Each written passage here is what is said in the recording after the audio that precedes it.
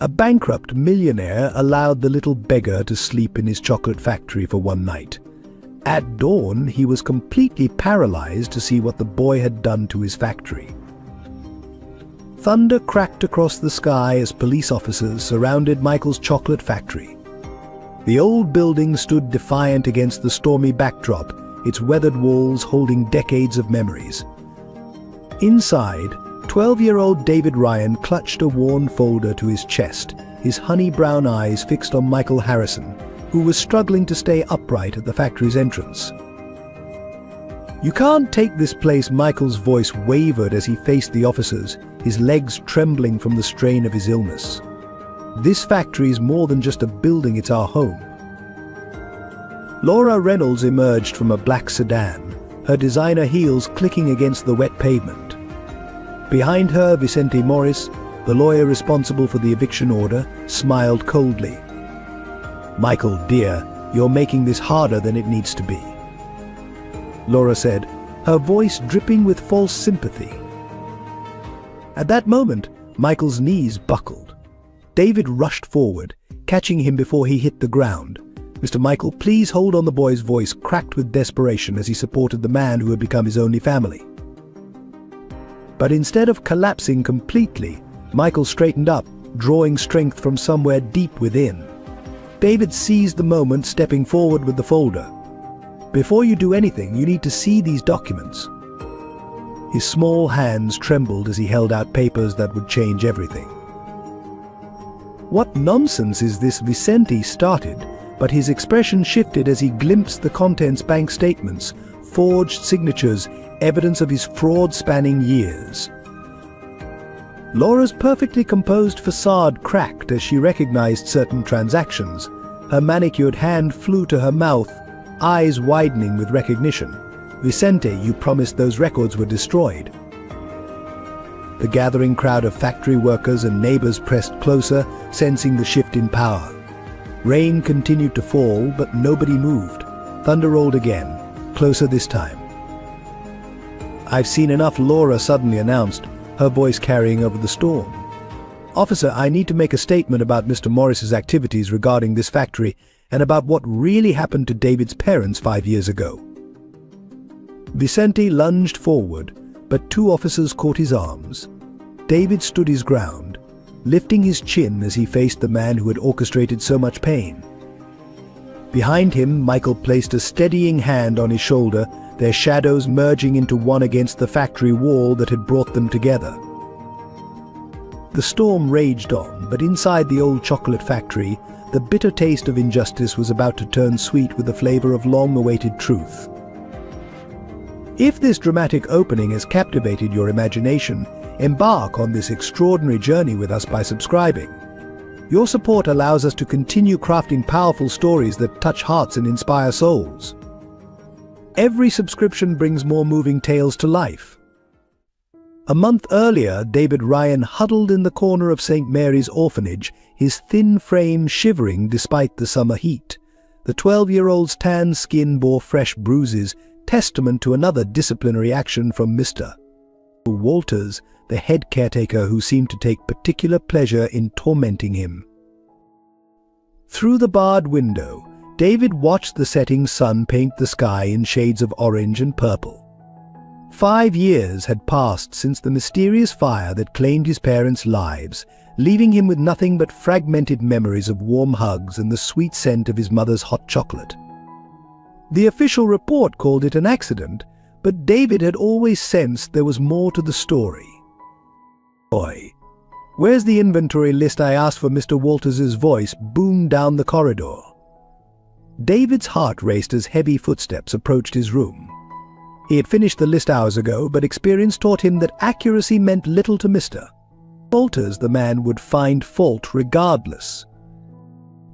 David's fingers traced the small scar above his eyebrow, a reminder of his first escape attempt 2 years ago. That time, he'd made it 3 blocks before the police brought him back. The punishment that followed ensured he'd think twice before trying again. Yet here he was, planning another escape, because sometimes survival meant taking impossible risks. In his pocket, he felt the crumpled newspaper clipping about Michael Harrison's chocolate factory. He'd been collecting information about local businesses, looking for somewhere anywhere that might offer shelter. The factory had been in the news lately, stories about financial troubles and potential closure, but something about it called to him. Perhaps it was the memory of his mother's chocolate, or maybe just desperation for a place where the walls didn't feel like a cage. After lights out, David waited until the night guard's footsteps faded. His few possessions were already wrapped in a small bundle beneath his thin blanket. The lock on the back gate had been broken for weeks, ignored by the maintenance staff who cared as little about repairs as they did about the children. As he slipped from his bed, a floorboard creaked. David froze, heart pounding. Down the hall, another boy stirred but didn't wake. He thought of Tommy, his only friend here, who had disappeared last month after a particularly brutal beating. The official story claimed Tommy had been transferred to another facility, but David had seen the look in the boy's eyes the night before Hollow, defeated beyond hope. "I won't end up like Tommy," David whispered to himself as he crept down the corridor. "I won't let them break me." The night air hit his face like freedom as he squeezed through the gap in the gate. His bare feet made no sound on the wet pavement as he ran, each step taking him further from the nightmare of St. Mary's. Rain began to fall, but David welcomed it. It would make tracking him harder. As he ran, memories of his mother's voice echoed in his mind sometimes. "Sweetheart, the bravest thing we can do is start over." He hadn't understood what she meant back then. But now, running through the dark streets with nothing but hope and determination, her words gave him strength. David didn't stop until he reached the industrial district, where the imposing silhouette of Michael's chocolate factory loomed against the night sky. The faded letters above the entrance seemed to welcome him, promising shelter from both the rain and his past. Through a broken window, the faint scent of chocolate still lingered, reminding him of happier times. "Please," he whispered to the empty building, "let this be my chance to start over." What David couldn't know as he searched for a way inside was that this desperate escape would set in motion events that would change not only his life but the lives of everyone connected to the old chocolate factory. Sometimes the bravest choices lead to the most unexpected destinations, and on that rainy night David Ryan's courage was about to lead him straight into the heart of a story much bigger than himself. Michael Harrison stood at the window of his office, watching the rain streak down the glass as he pressed a hand to his throbbing temple. The factory floor below lay silent, machines gathering dust, a far cry from the bustling chocolate wonderland his mother had built from nothing 50 years ago. The persistent headaches had become his constant companion, much like the mounting bills and creditors' calls he couldn't escape. The latest medical report lay unopened on his desk, its pristine white envelope mocking him. He already knew what it would say: the tumor was growing, treatment was essential, and time was running out. But treatment meant money, and money was the one thing he didn't have, not since the gambling addiction had spiraled out of control 3 years ago. Just one more bet to save the factory, he'd told himself back then. That's how it always started: one more bet, one more chance, one more roll of the dice. By the time he'd realized his mistake, half the factory's assets were gone, and Laura, his wife of 15 years, had walked out the door with their shared dreams in tatters. Running his fingers along the old production line, Michael remembered his mother's words: "Chocolate isn't just a sweet, Michael. It's hope wrapped in happiness." She'd built this place during the Great Depression, using her grandmother's recipes and an unshakable belief that everyone deserved a moment of joy, even in the darkest times. The machines stood like silent sentinels, their brass fittings still gleaming despite the layer of dust. Each one had a name, given by his mother Betsy, the temperamental tempering machine Old Faithful, the sturdy mixer Princess, the delicate enrobing Line. To others, they were just equipment, but to Michael, they were family, witnesses to both his greatest triumphs and deepest failures.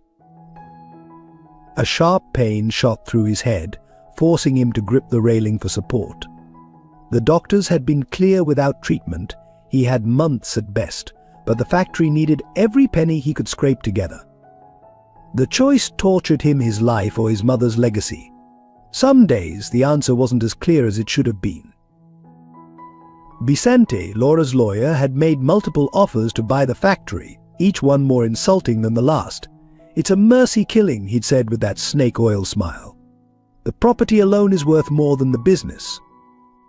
But Michael knew what they really wanted: the land for their luxury development project, another soulless monument to profit where something meaningful once stood.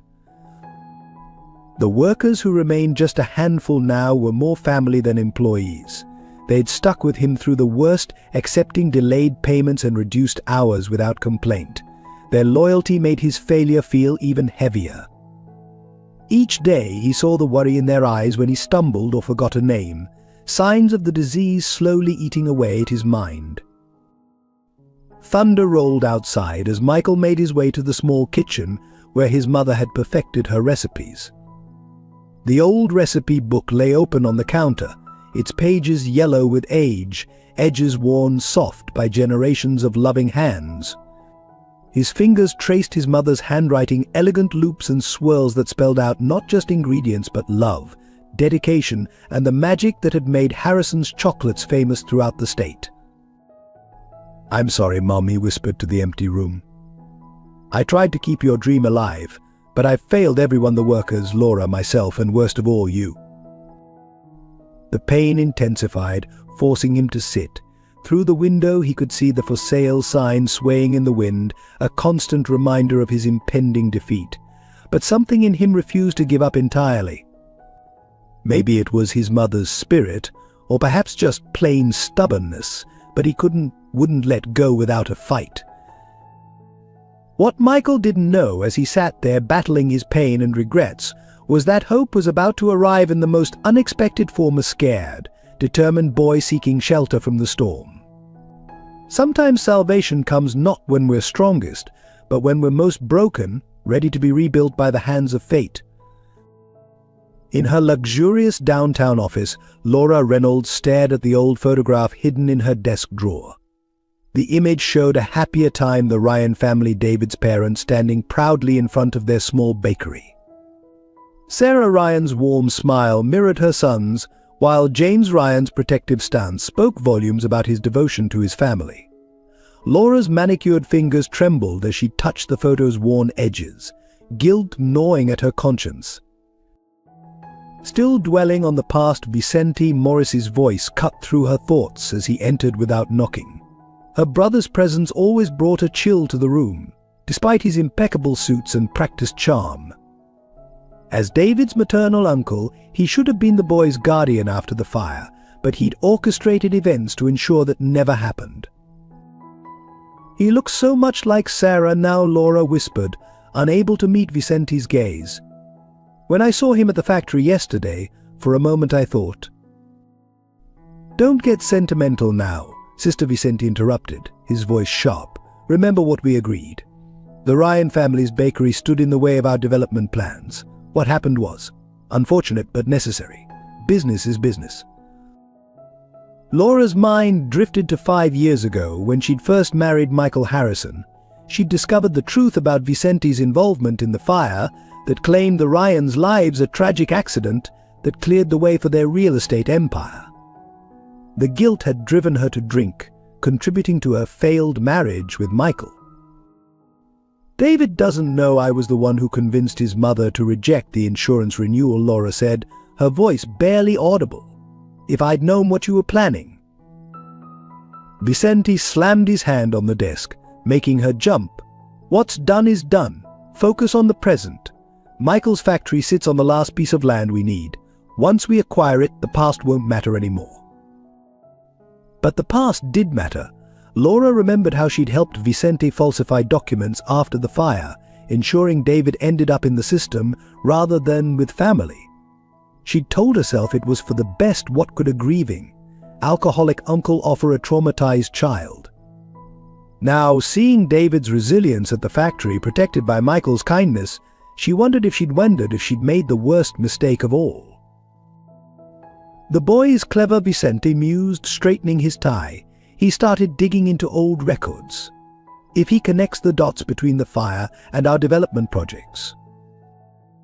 He's just a child, Laura protested, but her brother's cold laugh cut her off.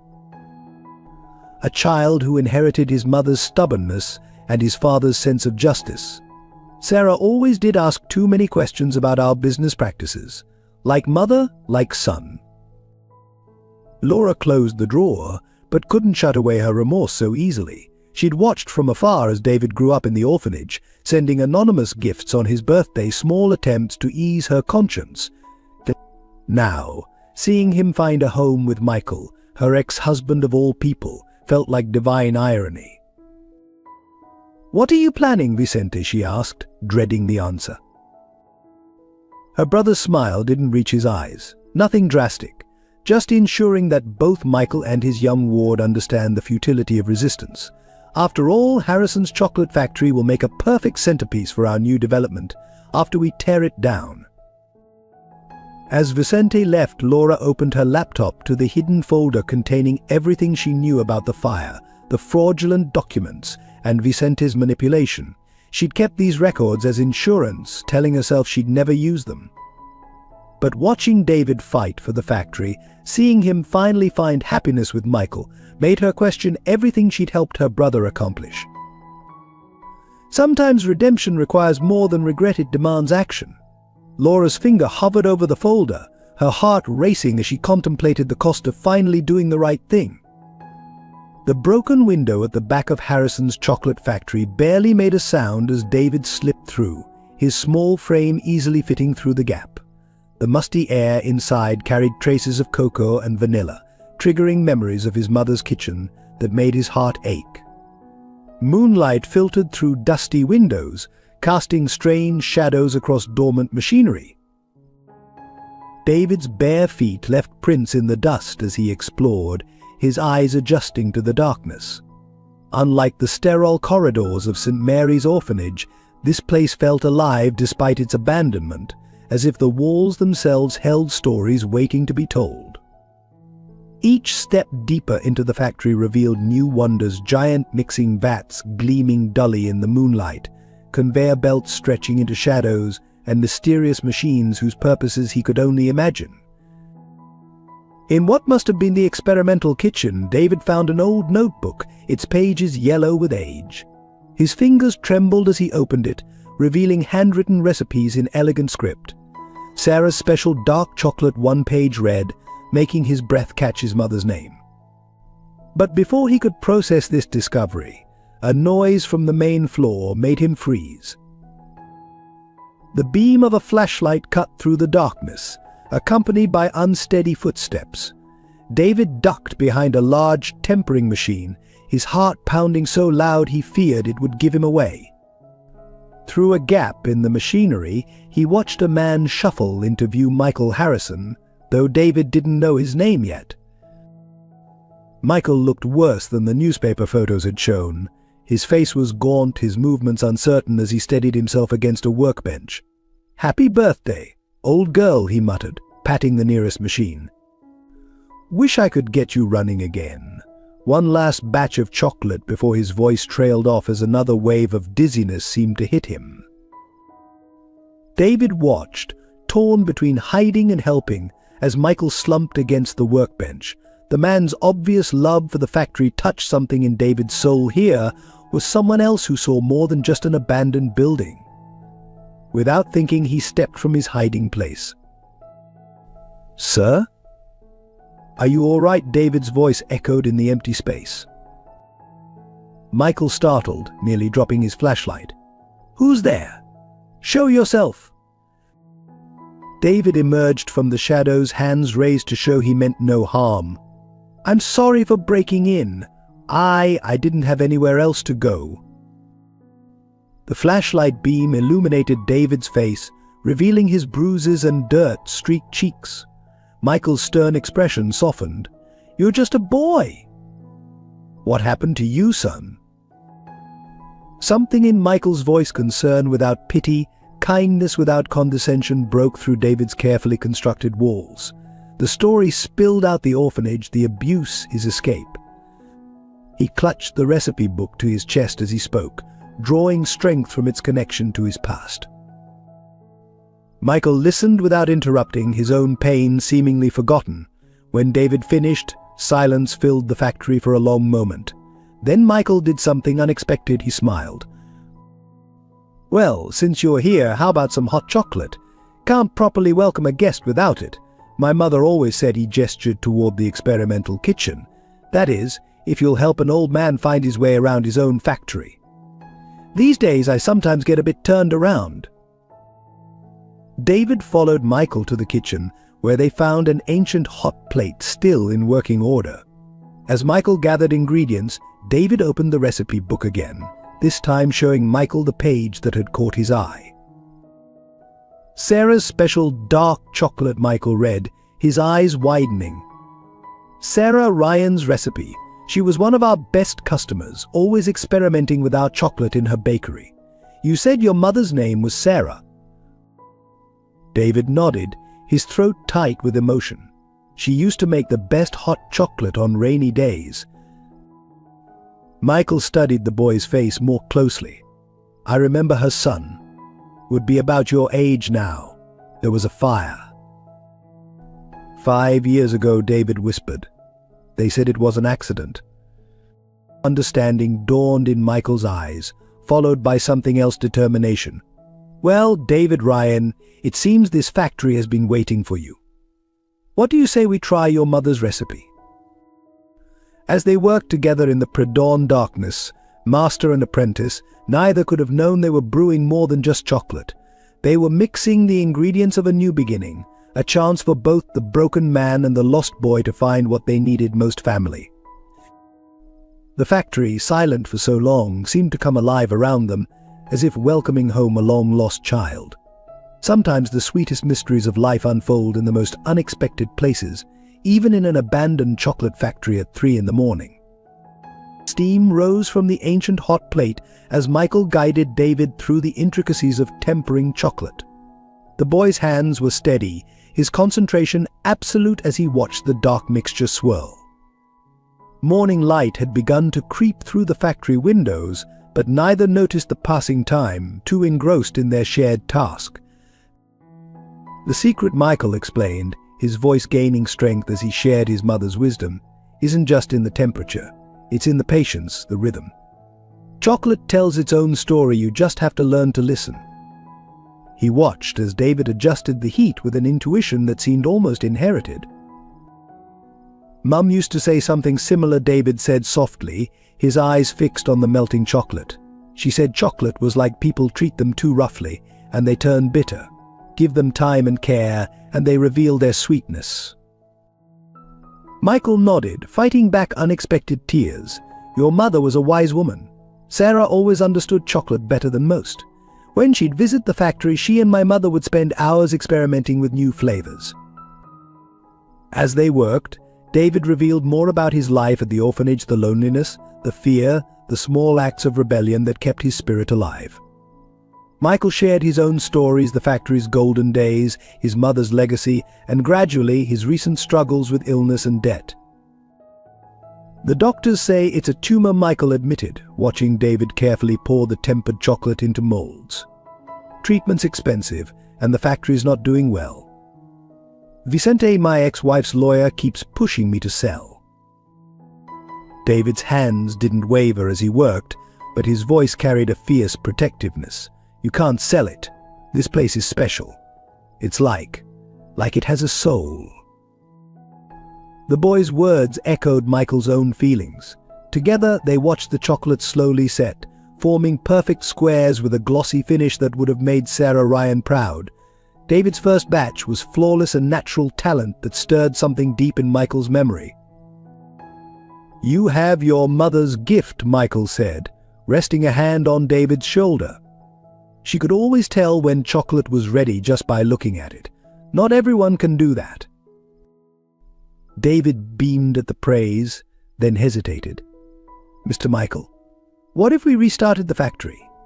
Not all at once, but maybe start small. I could help. I'm good at fixing things and I learn fast."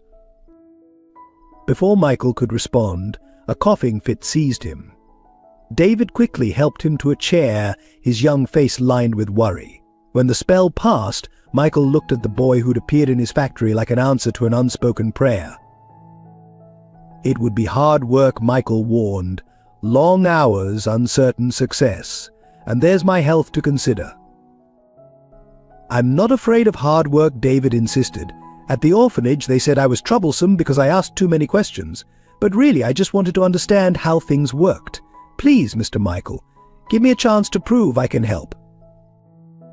Looking at the perfectly tempered chocolates, at the hope shining in David's eyes, Michael made a decision that would change both their lives. "Well then, apprentice, let's see what we can do with this old place. First lesson, every Harrison's chocolate tells a story. What story shall we tell with these?" David considered the chocolates thoughtfully. "A story about new beginnings, about finding home when you least expect it." "Perfect," Michael smiled, feeling stronger than he had in months. "Now, let me show you my mother's secret ingredient, the one that made Harrison's chocolates famous." As they worked side by side, the factory seemed to come alive around them. The morning sun caught dust motes dancing in the air like golden possibilities. Neither Michael nor David knew they were being watched through the factory window by Laura, her face a mask of conflicting emotions as she witnessed their growing bond. For the first time since losing his parents, David felt the warmth of belonging. And Michael, facing his own mortality, found new purpose in teaching this remarkable boy the art of chocolate making. Some bonds are formed not by blood but by something sweeter, shared dreams, understanding, and the magic that happens when two broken hearts find healing in each other's company.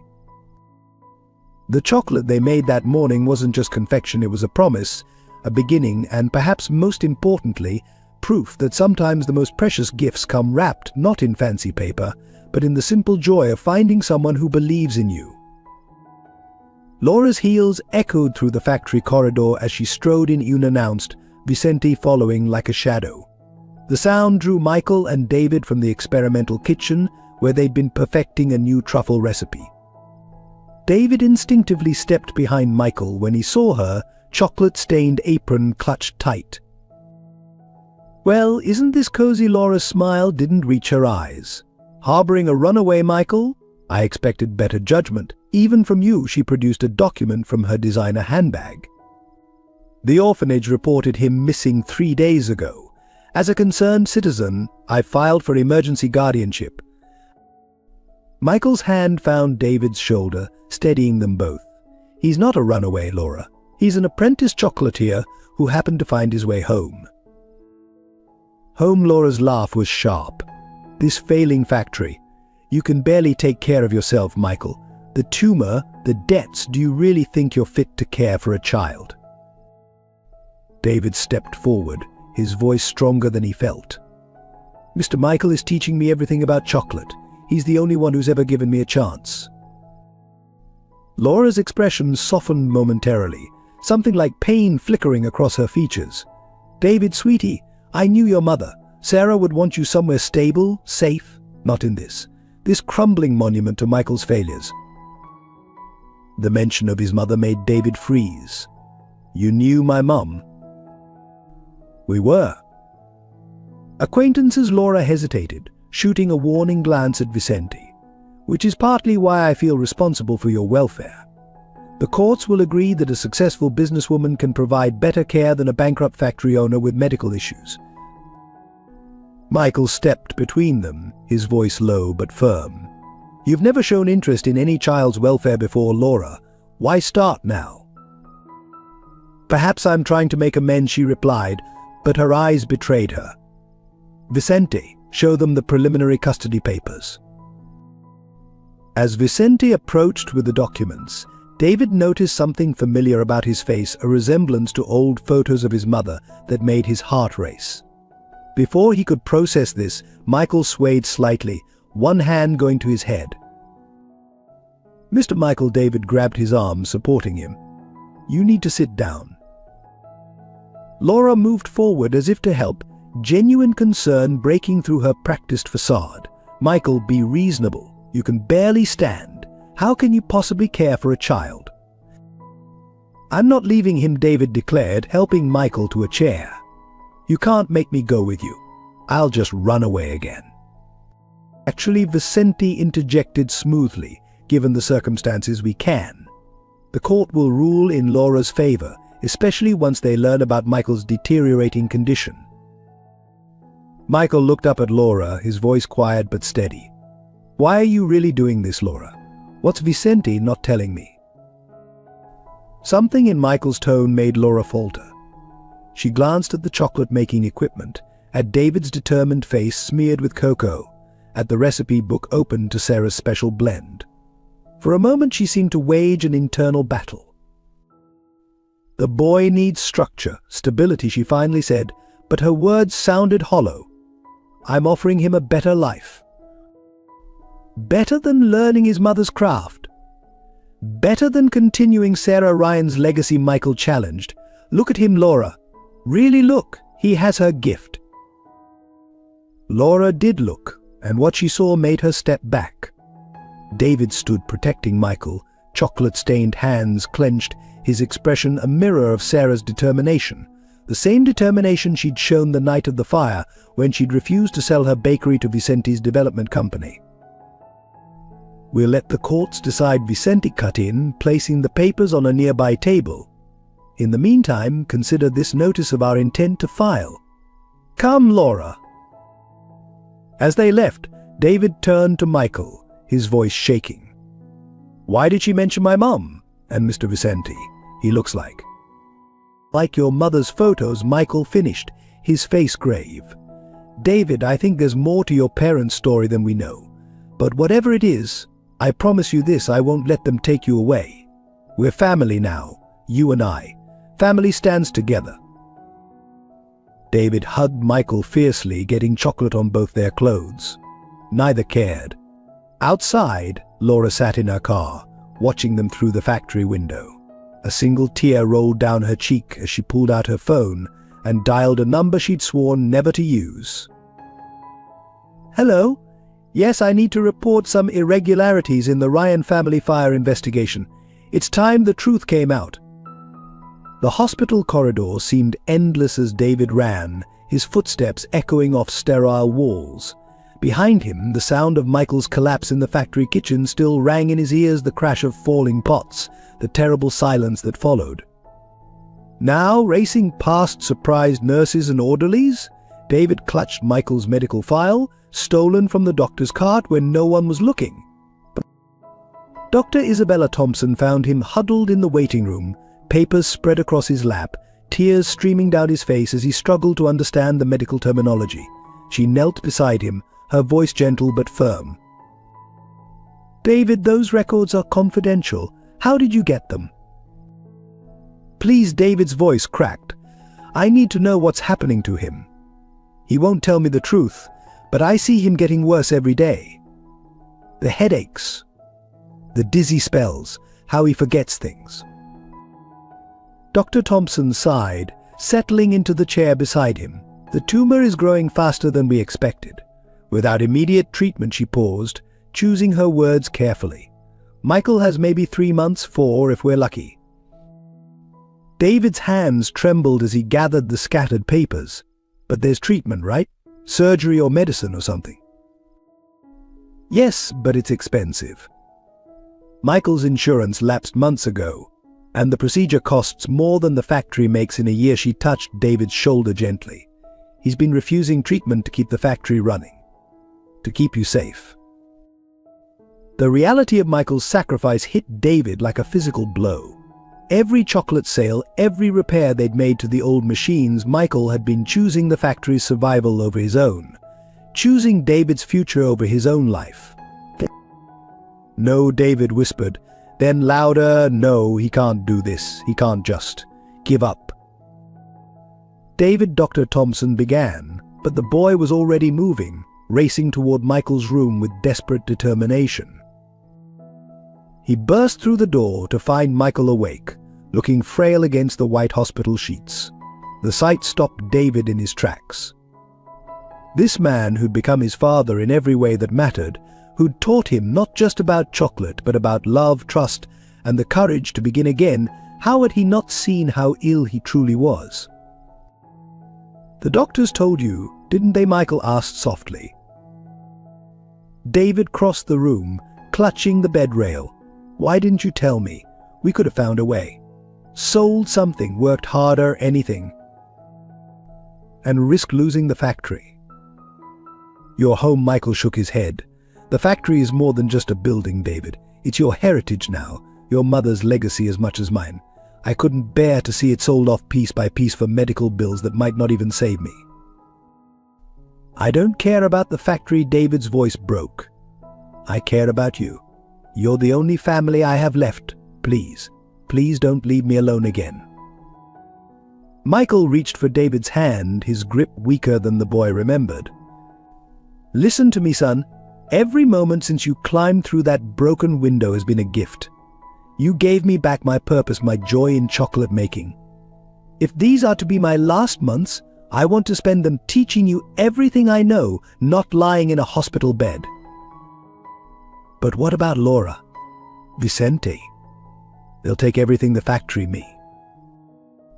"Then we'll fight them," Michael said firmly. "Together for as long as we can. Your mother never gave up, even when things seemed hopeless. Neither will we." David wiped his eyes with his chocolate-stained sleeve, a plan already forming. 3 months. "Okay. Then we have work to do. First, we're going to make enough money for your treatment. I've been experimenting with Mum's recipes, adding my own ideas. People already love our chocolates, we just need to make more, sell more." "David." "No arguments," David interrupted, his voice steady now. "You taught me that chocolate tells stories. Well, this is our story, and it's not ending here. Tomorrow we're going back to the factory, and we're going to make the best chocolate anyone's ever tasted. People will line up around the block, you'll see." Michael looked at his young apprentice, no, his son, and saw Sarah's determination shining through. Perhaps it was the medication making him emotional, but he could almost smell chocolate in the sterile hospital room, could almost see a future beyond these 3 months. "All right," he conceded, managing a smile. "But you'll need help. The old machines." "Already figured it out," David said, pulling a notebook from his back pocket. "I've been studying the repair manuals. We can fix them, modify them, make them better than new." As David outlined his plans, his voice growing stronger with each detail, Michael felt something he hadn't experienced in months' hope. Not just for the factory's survival, but for a future he might actually live to see. Neither noticed Laura standing in the doorway, listening. She clutched her handbag, inside which lay documents that could change everything: the truth about Sarah's death, Vicente's involvement, the rightful ownership of both the bakery and the factory. But watching father and son plan their future over hospital sheets, she wondered if perhaps the truth could wait just a little longer. Some battles, after all, needed perfect timing, and some bonds, she realized, were too precious to break. The local newspaper's headline screamed across the front page: "Harrison's chocolate factory faces closure, gambling debts, and medical bills threaten historic business." David stared at the words until they blurred, his hands shaking as he stood in the factory's main hall. Around him, the remaining workers gathered, their faces a mixture of concern and betrayal. "Is it true, Mr. Michael?" Sarah Jenkins, their oldest employee, held up the paper.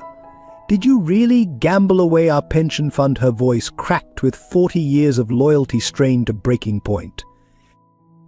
Michael leaned heavily against a workbench, his face ashen. Vicente had done his work well, every painful detail laid bare for public consumption. The secret loans, the desperate attempts to recover losses, even the medical reports about his tumor. All of it splashed across the morning news like cheap sensationalism. "I can explain," Michael started, but Tom Anderson, their master chocolatier, cut him off. "Explain what?" "How you kept this from us for months. We trusted you, Michael. Some of us have been here since your mother ran the place." We deserve the truth." David stepped forward, positioning himself between the workers and Michael. "It's not what you think. Mr. Michael was trying to protect everyone's jobs. He's been selling his own possessions, working while sick, and taking in strays," someone muttered, making David flinch. "No offense, kid, but maybe if he'd focused on the business instead of playing father." Enough, Michael's voice carried unexpected strength. "Attack me if you must, but leave David out of this. He's done more to save this factory in a few weeks than I managed in years." The factory floor fell silent except for the distant drip of a leaking pipe. Michael straightened, facing his workers with dignity despite his obvious exhaustion. "Yes, I made terrible mistakes. The gambling. It started after my mother died. I thought I could make enough to modernize the factory, keep up with the big corporations. Instead, I nearly destroyed everything she built." He paused, steadying himself. "But I've been clean for months now. Every penny we've made has gone back into the business or set aside for your wages." Sarah stepped forward, her anger softening. "And the medical bills? The paper says you need surgery." "The factory comes first," Michael said firmly. "Your jobs, your families." "No," David's voice rang out clear and determined. "Everyone needs to know the whole truth. Mr. Michael's been refusing treatment to keep the factory running. He has 3 months left without surgery, the same surgery he could have had if he hadn't used the money to pay our salaries." The revelation hit the workers like a physical blow. Tom Anderson removed his apron slowly, then walked to the wall where generations of Harrison's chocolate workers had hung their uniforms with pride. Instead of leaving his there, he put it back on. "Well," he said gruffly, "guess we better start making some serious chocolate then. How much do we need for the surgery?" One by one, the workers moved closer, anger turning to determination. Sarah Jenkins pulled out her phone. "My daughter's a social media manager. She can help us promote online. People love historic businesses with heart. I know some food bloggers," another worker offered. "If we invite them to tour the factory, show them our traditional methods." David watched in amazement as the very people who'd been ready to walk out moments ago began planning their comeback. Michael swayed slightly, overwhelmed by emotion, and David quickly helped him to a chair. "See," David whispered. "They care about you too. We're all family here." Just then, Laura appeared in the doorway, Vicente close behind. She surveyed the scene with calculated interest. "How touching," Vicente sneered, "but sentiment won't pay the bills. The bank's foreclosure notice is already filed. You have 30 days to vacate the premises." Instead of the despair he'd expected, Vicente found himself facing a united front of determined faces. Tom Anderson stepped forward, still wearing his newly reclaimed apron. "We'll see about that. Some of us have savings, if we all chip in." "I'll sell my car," Sarah Jenkins added. "And my vacation fund," called another voice. Laura watched the scene unfold, her carefully constructed plans crumbling. She hadn't expected this level of loyalty, this depth of commitment to a failing factory and its flawed owner. "You're all fools," Vicente spat. "This place is dead. Michael killed it with his weakness, and no amount of teamwork will change that." "You're wrong," David declared, standing tall despite his youth. "Harrison's Chocolates isn't just a building or a business. It's every person in this room. It's every recipe we've perfected, every batch we've made with love. And we're not giving up." The workers cheered, the sound echoing off the old walls like a battle cry. Michael looked at his assembled family workers, loyal friends, and the boy who'd brought them all together, and felt stronger than he had in months. Let Vicente plot. Let the banks threaten. Some things were worth fighting for, and as he watched David organize the workers into teams, Michael knew they'd just found their second wind. The factory's heart was beating stronger than ever, powered by something sweeter than chocolate hope. Late that night, while searching through old factory records for anything that might help save the business, David discovered a hidden compartment behind a loose panel in Michael's office. Inside lay a stack of yellowed photographs and newspaper clippings. His heart stopped when he recognized his mother's face smiling up at him from a factory Christmas party photo standing next to a younger Laura. "No," David whispered, his fingers trembling as he read the caption. "Employee of the Year Sarah Reynolds, now Sarah Ryan, with sister Laura Reynolds, 1999." The world seemed to tilt on its axis as the truth crashed over him.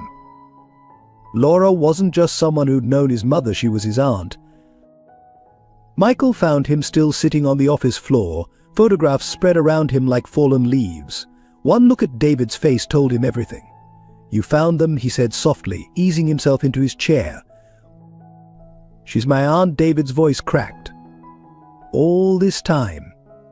She knew. She knew, and she left me in that orphanage. Why? Why didn't she take me in after the fire? Before Michael could respond, a voice from the doorway answered. "Because I was a coward." Laura stood there, her usual polished facade cracking. "And because Vicente threatened to expose my part in what happened if I tried to claim you." David stood, photographs clutched in his hands. "Your part? What did you do?" Laura entered the office slowly, as if each step pained her. "Your mother and I. We were close once, best friends as well as sisters. She worked here at the factory while putting herself through culinary school. That's how she met your father." She touched one of the photographs gently.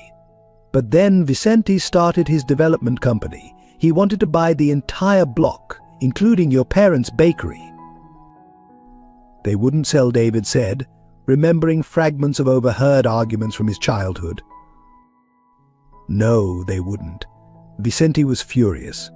He asked me to help convince Sarah. When that failed, he suggested cancelling their insurance policy. I thought he just wanted to pressure them into selling. I never imagined." Laura's voice broke. "I never thought he would." "The fire," Michael said quietly. "Vicente set it." Laura nodded, tears falling freely now. "I found out afterward. By then it was too late. Vicente had documents proving I'd helped him pressure Sarah. He said if I tried to adopt you, he'd make sure I went to prison. So I stayed away, thinking it was better for you to have a chance at a fresh start than be tied to your mother's murderer." David backed away from her, bumping into Michael's desk. "You let him kill them. You let him put me in that orphanage. You watched while Mr. Walters, he couldn't continue, the memories of abuse too fresh." Michael started to rise, but another wave of dizziness forced him back down. "I've kept records," Laura said quickly. "Everything Vicente did, everything I knew. I was too much of a coward to use them before, but seeing you here with Michael, seeing how he loves you like his own." She pulled an envelope from her bag. "It's all here. Enough to put Vicente away and prove your parents' deaths weren't accidental." David looked at the envelope, then at Michael, who nodded encouragingly. With shaking hands, he took it.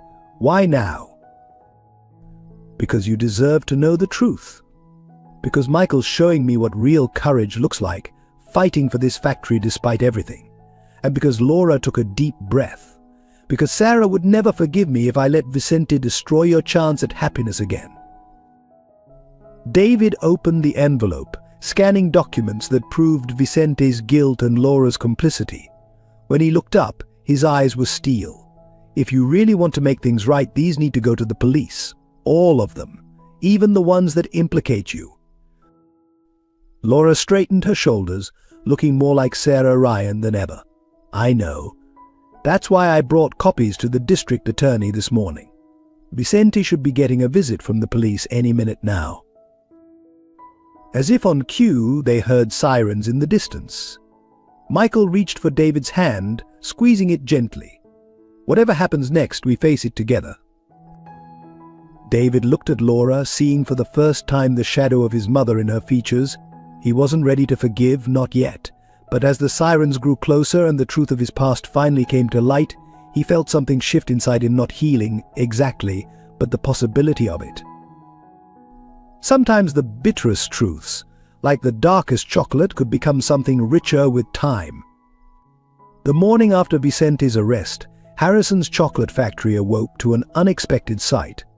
A line of people stretched around the block, some holding old chocolate boxes, others clutching newspaper clippings about the factory's troubles.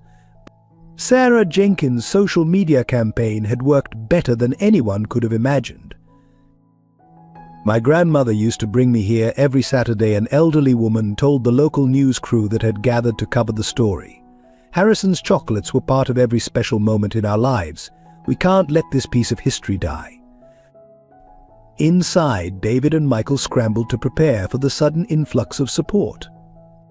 The boy moved between machines with growing confidence, showing volunteers how to temper chocolate properly, while Michael, though weak, sat at a workbench sharing stories of the factory's glory days with anyone who would listen.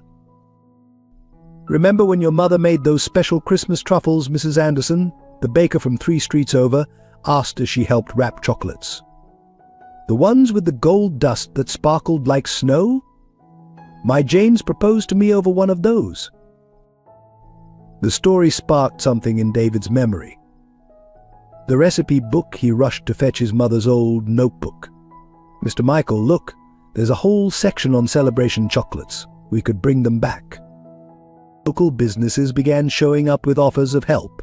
The hardware store owner cancelled Michael's repair bills. The print shop provided free packaging materials. Even the bank manager arrived, not with foreclosure papers, but with a proposal for restructuring the debt. "My daughter's wedding," he explained, somewhat embarrassed. "Your mother made the chocolate favors. Never tasted anything like them since. Maybe we can work something out." By midday, the factory hummed with activity. Former employees returned to their old posts, training newcomers in the art of chocolate making. David moved between groups, his mother's recipe book clutched proudly to his chest, sharing the secrets that had been passed down through generations of both the Harrison and Ryan families. A local chef, who'd trained under Sarah Ryan, arrived with his entire kitchen staff. "Sarah taught me everything I know about chocolate," he announced. "Time to pay it forward. Where do you need us?" Laura, watching from the office doorway, saw her chance for redemption. She approached David cautiously. "That display case in the front window, your mother designed it. She always said presentation was as important as taste. Maybe we could." David hesitated, then nodded. Together they began arranging chocolates in elegant patterns, each piece telling part of the factory's story. As they worked, Laura quietly shared memories of Sarah, her dedication to perfection, her infectious laugh, her dream of combining the bakery's innovations with Harrison's traditional chocolate making. The local paper ran a feature, "Historic Factory Fights Back," a tale of 2 families united by chocolate. The story of Michael's sacrifice, David's determination, and the community's response touched hearts across the city. Orders began pouring in from restaurants and hotels that had long since switched to mass-produced alternatives. A food critic who'd grown up in the neighborhood wrote a viral blog post about the factory's revival in a world of automated, soulless confectionery. Harrison's represents something precious: chocolate made with heart, history, and hope. As the sun set on that extraordinary day, Michael watched David teaching a group of children how to pipe chocolate decorations, his face glowing with pride and purpose. The boy had inherited more than just his mother's talent. He had her gift for bringing people together through the simple magic of well-made chocolate. "Your mother would be proud," Michael said softly when David finally took a break. "Not just of the chocolates, but of how you've helped bring this community together." David looked around at the bustling factory, at Laura carefully packaging gift boxes, at the volunteers cleaning equipment, at the former employees who'd returned to their posts as if they'd never left. "We're not just saving a factory, are we? We're saving a family. Lots of families." Mrs. Thompson from the flower shop next door burst in with an announcement: the Historical Society's on board. They're fast-tracking the application to declare the factory a protected landmark. Vicente won't be able to touch this place even if he makes bail. The cheer that went up shook dust from the rafters. Michael, overcome with emotion, had to sit down. David was instantly at his side, but for once the weakness in his mentor's face didn't spark fear, it strengthened his resolve. "Tomorrow," David declared, addressing the gathered crowd, "we start working on raising money for Mr. Michael's surgery. Every chocolate we sell brings us closer. Who's with me?" The response was unanimous. People began offering suggestions, organizing fundraising events, planning chocolate-making workshops. Someone suggested charging for factory tours. Another proposed special edition legacy boxes featuring Sarah Ryan's original recipes. "We could do chocolate-making classes," one of the returning workers suggested. "David could teach them. He's got a natural way of explaining things." The boy blushed but stood straighter. "Only if Mr. Michael feels up to supervising. We do this together or not at all." As night fell and the last volunteers reluctantly headed home, promises to return tomorrow on their lips, David and Michael sat in the quiet factory. The air was rich with the scent of chocolate and possibility. "I never thought I'd see this place so alive again," Michael mused, his voice tired but content. "Your mother once told me that chocolate wasn't just about taste, it was about bringing people together, creating moments of joy. I think she'd be happy to see how you've done exactly that." David touched the recipe book gently. "We're not finished yet. Not until you're better and the factory's secure. But today felt like a miracle." Sometimes, Michael smiled, miracles come wrapped in chocolate. Outside, the city settled into night, but lights still burned in Harrison's chocolate factory, where a boy and his chosen father continued planning tomorrow's batches, surrounded by the love of a community that had remembered what it meant to be family. Under the warm glow of the factory lights, David stood before his most ambitious creation, yet a chocolate sculpture that told the story of Harrison's through intricate, edible art. The piece combined Michael's traditional techniques with Sarah Ryan's innovative flavor combinations, creating something entirely new yet deeply rooted in history. "It's for the International Chocolate Makers Competition," he explained to the gathered crowd of supporters. "First prize is enough to cover half of Mr. Michael's surgery costs." His hands, steady despite the pressure, carefully added the final details, delicate chocolate ribbons that seemed to dance around the piece. Michael watched from his wheelchair, oxygen tank at his side, but pride shining in his eyes. The past week had seen David transform from apprentice to artist, working through nights to perfect his competition entry while still managing the factory's daily production. "Tell them about the flavors," son Michael encouraged, his voice weak but warm. David gestured to different sections of the sculpture. The base is dark chocolate infused with local honey, representing the factory's foundation in the community. The middle layer combines Mom's special spice blend with Mr. Michael's classic truffle recipe. And the top. He smiled. "That's something new, something that brings both families together." The local newspaper's food critic, who'd been documenting the factory's revival, leaned in closer. "The craftsmanship is extraordinary. How old are you again?" 12, David answered, adding the finishing touches. "But I've had good teachers." He glanced at Michael, then at his mother's recipe book, propped open nearby. The competition judges arrived, their expressions professionally neutral as they examined David's work. The youngest contestant in the competition's history, he stood straight backed as they tasted each element, scribbling notes on their clipboards. "The technical execution is remarkable," the head judge commented. "But what truly sets this piece apart is the story it tells. Each flavor builds on the last, creating a narrative through chocolate. Quite extraordinary." Laura, standing in the back, felt tears spring to her eyes as she recognized Sarah's signature flavor combinations in David's work.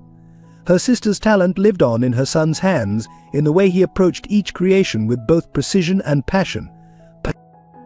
The announcement came late that afternoon. David's piece had not only won first place but had received the highest score in the competition's history. The prize money, combined with the factory's improving sales, meant Michael's surgery was now within reach. But David wasn't finished. Building on his competition success, he began creating a new line of chocolates that captured people's personal stories. Couples could order anniversary truffles that recreated the flavors of their wedding day. Families commissioned chocolate sculptures that celebrated their histories. Each piece tells a story, David explained to a food magazine interviewer. Just like Mr. Michael taught me, chocolate isn't just about taste, it's about memories, moments, connections. Orders flooded in from across the country. Celebrity chefs praised the young chocolatier's innovative approach. A prestigious culinary school offered him a future scholarship.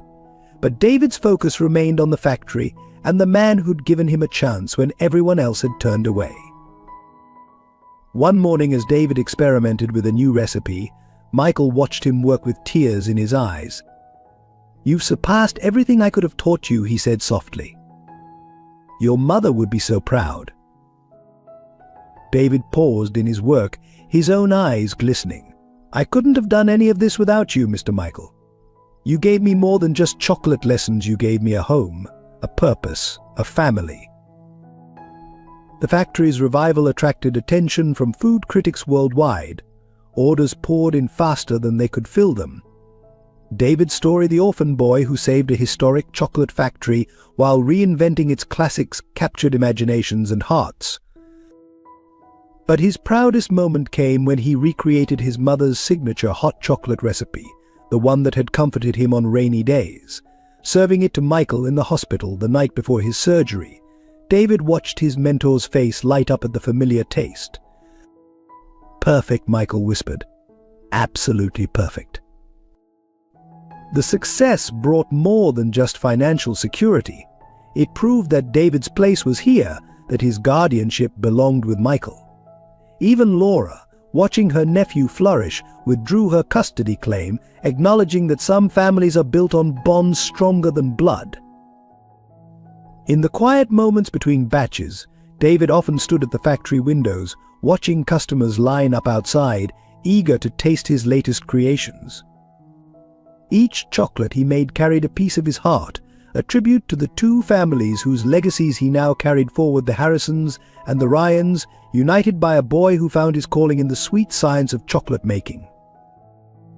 "Your chocolates don't just taste good," a customer told him one day. "They make people happy. They bring back memories. They create new ones." David smiled, thinking of all the stories yet to be told through his creations. "That's the real magic of chocolate," he replied, echoing Michael's words. "It's not just about what you taste, it's about what you feel." And in the warmth of the factory kitchen, surrounded by the scent of melting chocolate and the hum of machines his mother once used, David Ryan had finally found the ingredient that made everything sweeter: belonging. The legal notice arrived on the morning of Michael's surgery, delivered by Vicente's newest lawyer, despite the man himself being under house arrest. The document threatened to expose Michael's past gambling debts to the medical board, potentially halting the life-saving procedure unless the factory was signed over immediately. "You think you've won," Vicente's handwritten note read, "but I still hold all the cards.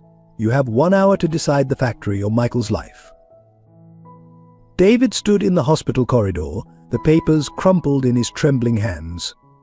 Through the window, he could see Michael being prepped for surgery, unaware of the cruel choice being forced upon them. Laura, who'd been helping with pre-surgery paperwork, read the documents over his shoulder. "He's desperate," she said, her voice tight with anger. "The police have frozen his assets, his reputation is ruined, but he's still trying to destroy what you've built." "He's not just threatening the factory," David replied, his voice steady despite his fear. "He's trying to take away the only father I have left. Again." A call from the factory made the situation even more dire. Vicente's associates had begun spreading rumors about health code violations, causing several major clients to put their orders on hold. Bank representatives were asking questions about the source of their recent success, implying fraud. "It's a coordinated attack," Tom Anderson reported over the phone. "They're trying to crush us from all sides before Michael's surgery is complete." David looked at the surgery countdown clock. then at the 1-hour deadline in Vicente's letter. His mind raced through options, remembering everything he'd learned about business, about family, about fighting for what mattered. Get everyone to the factory, he told Tom, every worker, every supporter, and call the local news. It's time to show Vicente what real power looks like. Within 30 minutes, the street outside Harrison's chocolate factory had become a sea of people. Workers stood shoulder to shoulder with customers. Local business owners linked arms with families who'd grown up on Harrison's chocolates. David's chocolate-making students, children, and adults alike held up signs supporting the factory. Vicente's lawyer arrived to find his path blocked by determined faces. "This is private property," he began, but David cut him off. "No," the boy declared, his voice carrying across the crowd. "This is community property. Every person here owns a piece of what we've built.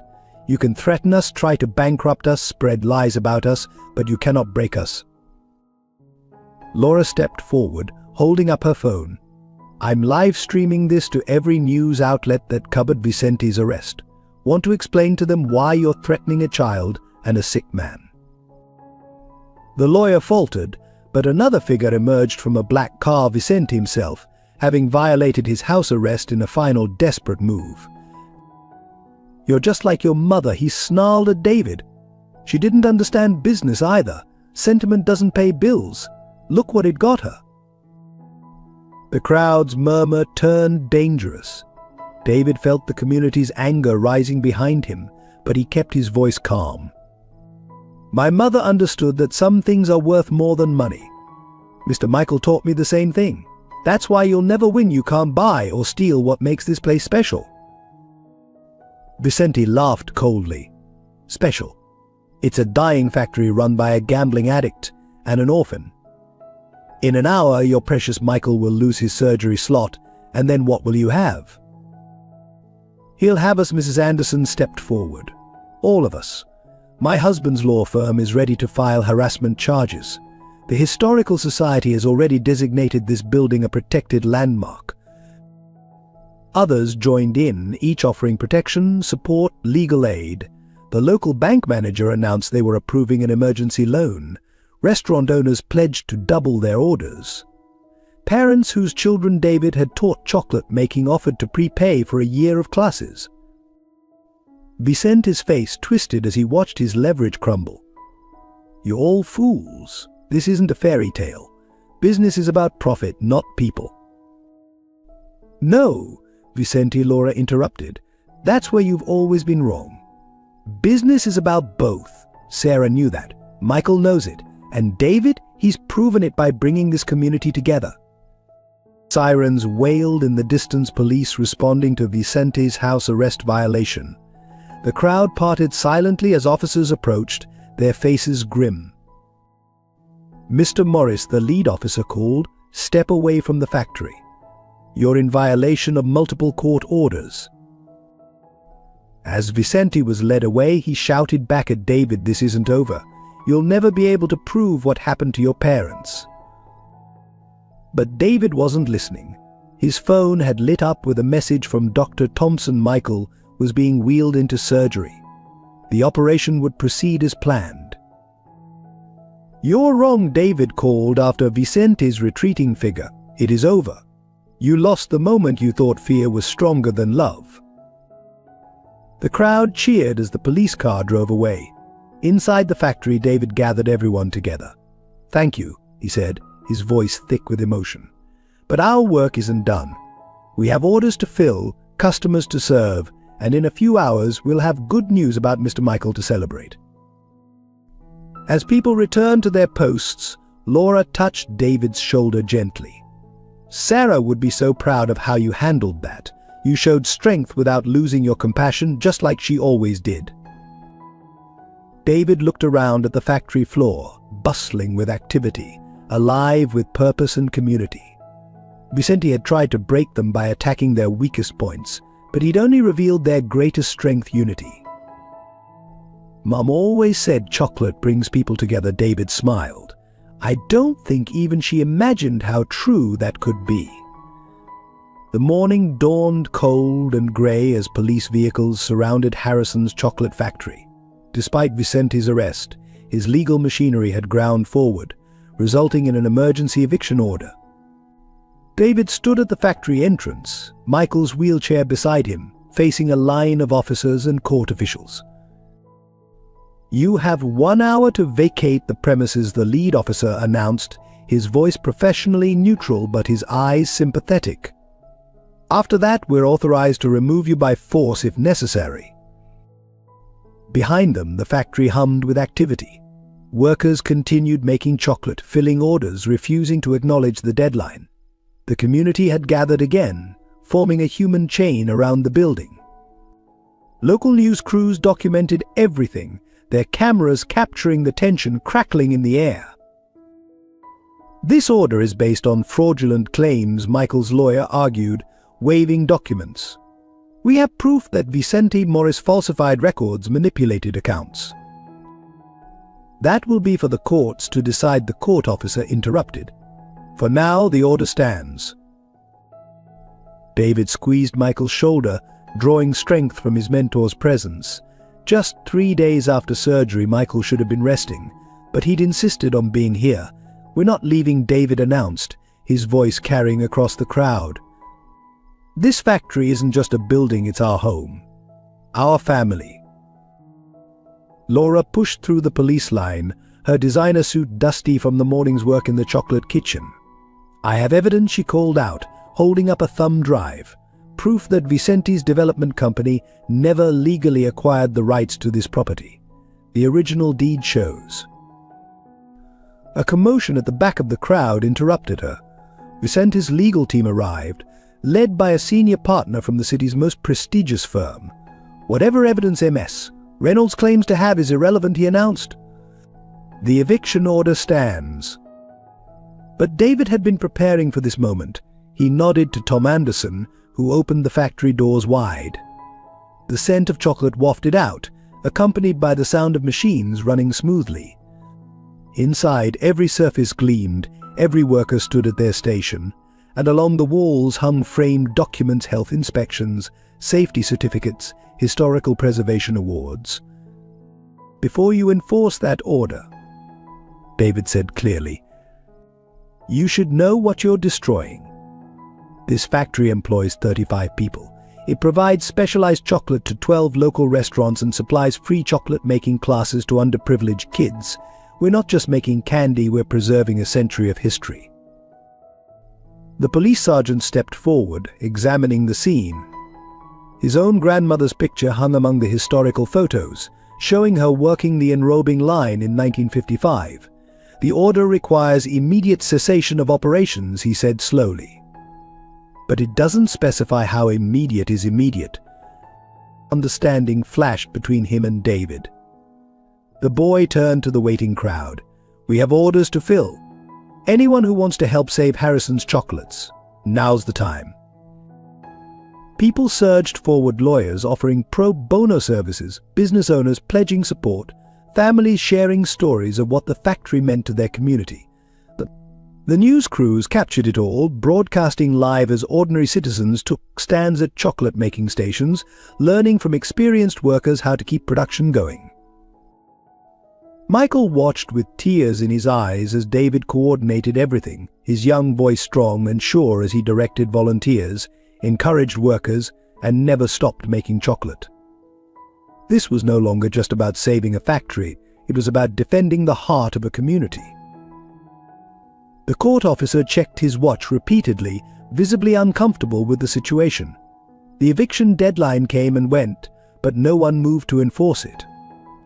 How could they, when grandmothers were teaching children how to temper chocolate, when local chefs were collaborating with factory workers on new recipes, when the very air was thick with the smell of hope and determination? "We'll need to report this," the officer finally said, but there was no force behind his words. Report what? David asked innocently, offering him a freshly made truffle. That a community came together to preserve its heritage. That people chose love over fear, tradition over profit. The officer took the chocolate, smiled slightly, and led his team back to their vehicles. The crowd's cheer shook the factory windows. But David wasn't finished. He wheeled Michael to the center of the factory floor, where a small stage had been set up. "Mr. Michael," he said, his voice carrying over the suddenly quiet crowd, "would you do the honors of announcing our new initiative?" Michael straightened in his wheelchair, color returning to his face as he spoke. "Harrison's Chocolates is proud to announce the establishment of the Sarah Ryan Memorial Apprenticeship Program, offering full scholarships to young people who dream of becoming chocolatiers, because everyone deserves a chance to create something sweet out of life's bitter moments." The applause was deafening. Laura wiped tears from her eyes as she watched her nephew help Michael back to his office. They'd bought precious time to fight the eviction legally, to prove Vicente's fraud, to save not just a building but a legacy. Outside, the police cars drove away, leaving behind a community more united than ever. The factory continued its work, its machines singing an ancient song of creation and perseverance, its people moving in the dance of shared purpose. David returned to his workstation, picked up his chocolate brush and smiled. Some battles were won not with force, but with sweetness, not with power, but with love. And Harrison's chocolate factory had love in abundance. The family court buzzed with tension as David sat between Michael and Laura, his hands clasped tightly in his lap. Despite Vicente's arrest, his influence still reached far. The judge presiding over the guardianship hearing was a longtime friend of his law firm. "This is a complicated case," Judge Marshall began, peering over her glasses at the assembled parties. "We have a minor who has formed an attachment to his temporary guardian, but there are serious concerns about Mr. Harrison's ability to provide proper care." Michael's lawyer stood, presenting medical records showing his successful recovery from surgery. "My client's health has stabilized. The factory is profitable again. David has flourished under his care." And yet the opposing counsel interrupted. "Mr. Harrison has a documented history of gambling addiction. The factory's current success relies heavily on a child's labor. Is this really in David's best interest?" David shot to his feet, unable to contain himself. "It's not labor, it's love. Mr. Michael taught me everything I know. He gave me a home when nobody else would." "David," the judge's voice softened, "I understand your feelings, but we must consider your long-term welfare. MS Reynolds has offered to provide." "She knew," David cut in, his voice trembling. "She knew what happened to my parents and said nothing. She let Vicente put me in that orphanage. How is that better?" Laura stood slowly, her designer suit a sharp contrast to her humbled demeanor.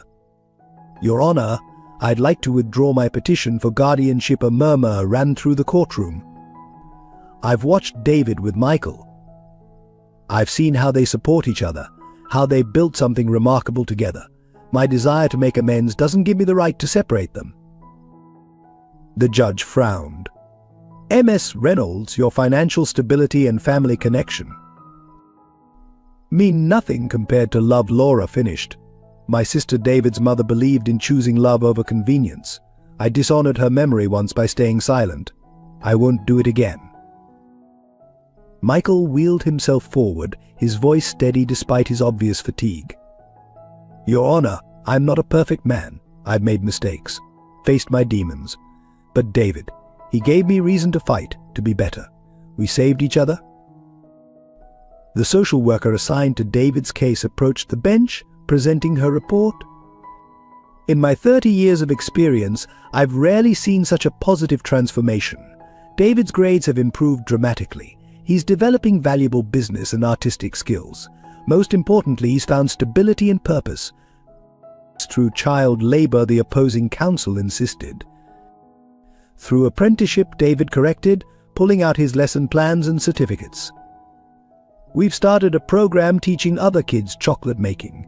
Everything I learn, I share. Mr. Michael makes sure I do my homework before working in the factory. He comes to my parent-teacher conferences. David's voice caught. "He loves me. Not because he has to, but because he chooses to. Isn't that what family really means?"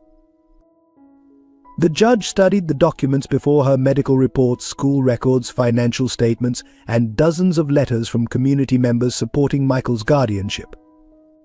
More telling were the photographs showing David and Michael working side by side, their joy evident even in candid shots. "Mr. Harrison," she addressed Michael directly, "raising a child is an enormous responsibility. Your health is better than ever." Michael smiled at David. "Having a son to live for is the best medicine I could ask for." A woman stood up in the gallery, David's teacher. "Your Honor, may I speak?" At the judge's nod, she continued. David used to be withdrawn, angry. Now he tutors other students in math using chocolate measurements. He's writing a cookbook for kids. He's not just learning a trade, he's finding his voice. More community members rose to speak. The local baker who'd seen David comfort a crying child with a chocolate-making lesson, the librarian who helped him research business laws, the elderly neighbor whose grocery shopping David did every Sunday after factory hours. The judge held up her hand for silence, studying David intently. "Young man, if I grant Mr. Harrison guardianship, what assurance do I have that your education won't suffer?" David straightened. "Mr. Michael made me promise straight A's or no chocolate making. But it's not hard to study when you love what you're learning. The factory teaches me chemistry, physics, math, business, art, and family. Isn't that what education is really about?" The courtroom held its breath as Judge Marshall removed her glasses, cleaning them thoughtfully. "I've reviewed all the evidence, heard compelling testimony from both sides. But perhaps the most convincing argument isn't in any of these documents, it's standing right in front of me." She looked at David and Michael, seeing not a sick man and an orphan, but a father and son who had chosen each other. Petition for guardianship is granted to Michael Harrison, with periodic reviews to ensure continued stability. The courtroom erupted in cheers. David threw his arms around Michael, both of them crying openly. Laura watched from her seat, a bittersweet smile on her face, knowing she'd finally done right by her sister's son. As they left the courthouse, the setting sun painted the sky in colors as warm as melted chocolate. David pushed Michael's wheelchair, already discussing plans for tomorrow's production. "We'll need to celebrate," Michael said softly. David grinned. "I know just the recipe, Mom's special hot chocolate. The one that tastes like home." Because sometimes, family isn't about who you're born to, but who you choose to share your life and your chocolate with. The first warning sign came during the celebration of David's official adoption. Michael was teaching a group of children how to pipe chocolate flowers when his hands began to shake uncontrollably. The delicate rose he'd been creating splattered across the workbench, dark droplets spattering like blood. Mr. Michael David was at his side instantly, catching him as he swayed. "Someone call an ambulance." The factory erupted into controlled chaos. Laura cleared the children away while Tom Anderson grabbed the emergency oxygen tank they kept for Michael. But this time was different. Michael's lips were turning blue, his eyes struggling to focus. "Stay with me," David pleaded, holding his father's hand as the paramedics rushed in. "Please, Dad, we've only just become official. You can't leave now." The ride to the hospital was a blur of sirens and medical jargon. Dr. Thompson met them at the emergency entrance, her face grave as she reviewed Michael's vitals. "The surgery site is showing signs of infection. His body's rejecting some of the post-operative medications." David refused to leave Michael's side, even when nurses tried to escort him to the waiting room. "I'm his son," he said firmly, showing the newly signed adoption papers. "Legally and in every way that matters." Through the night, David watched as machines beeped and doctors consulted in hushed voices. Michael's fever spiked dangerously high, his body fighting against both infection and treatment. In quiet moments between nurse visits, David whispered stories about their plans for the factory, new recipes they would create together, anything to keep his father tethered to life. Laura brought David's chocolate-making tools from the factory. Sometimes she said softly, "Love needs something to do with its hands." Understanding, David began tempering small batches of chocolate by Michael's bedside, filling the sterile hospital air with the familiar scent of home. Dr. Thompson found him there at dawn, carefully piping tiny chocolate flowers. "The next 24 hours are critical," she explained gently. "His body's been through so much: the surgery, the stress of the adoption battle, running the factory." "He's strong," David insisted, placing a perfect chocolate rose on Michael's bedside table. "Stronger than anyone knows." But that afternoon, Michael's heart stopped. David watched in horror as medical staff rushed in with defibrillators, his father's body arching off the bed with each shock.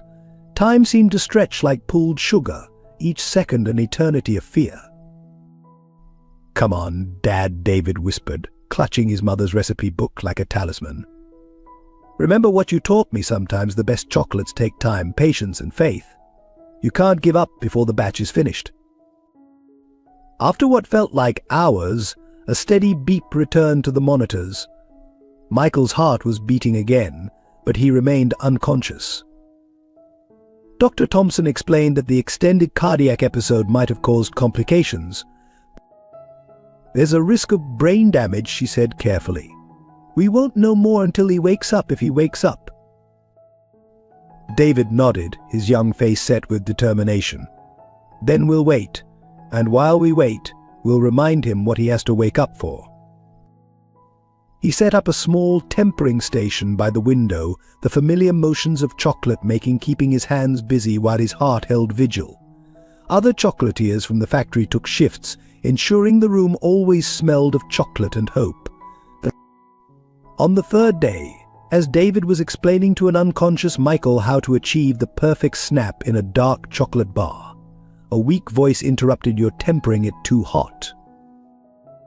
David's head snapped up to see Michael's eyes open, tired but alert. "Dad." The machines confirmed what seemed impossible. Michael was not only awake but fully aware, his mind as sharp as ever. Dr. Thompson called it remarkable. The nurses called it a miracle. But David knew better. It was the chocolate, he told Michael later, as his father slowly sipped water. "Mum always said it had healing properties. Not just the eating, the making of it, the love you put into each batch." Michael squeezed his son's hand. "It wasn't the chocolate, David. It was you. Every time I started to drift away, I heard your voice, smelled the chocolate you were making, felt your faith in me. How could I not come back?" Recovery would be slow, the doctors warned.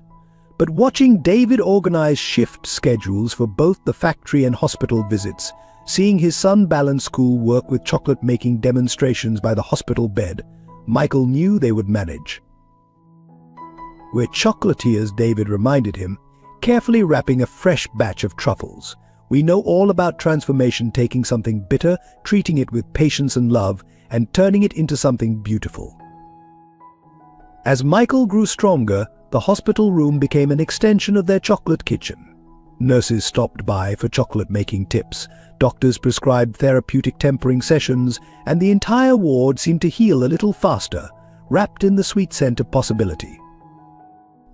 Because sometimes the strongest medicine isn't found in pills or injections, but in the unwavering love of a son for his father, in the gentle art of making chocolate, and in the faith that every bitter moment can be transformed into something sweet. The accusation hit like a thunderbolt on what should have been a triumphant morning.